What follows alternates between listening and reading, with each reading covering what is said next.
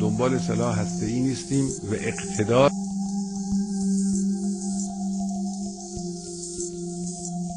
را در سلاح هسته‌ای نمی‌دانیم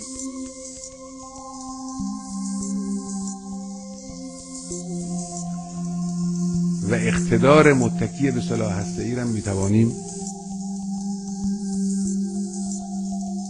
اعتقاد به بمب اتم نداریم، به سلاح اتمی نداریم.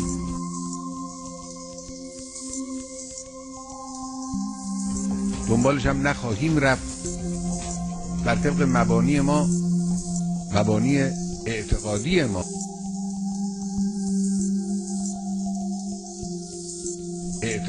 ما، مبانی دینی ما، به کار بردن این گونه وسایل کشتار جمعی اصلا ممنوعه، حرامه. فشاری بر روی مسئله انرژی هسته‌ای در ایران داره.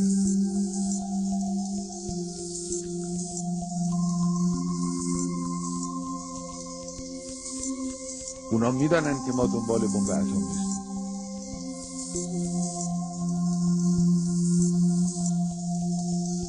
اونها از پیشرفت علم در این کشور، از پیشرفت فناوری در یک کشور اسلامی ناراحته. سلاح اتمی هم نخواهیم ساخت، اما در مقابل تهاجم دشمنان،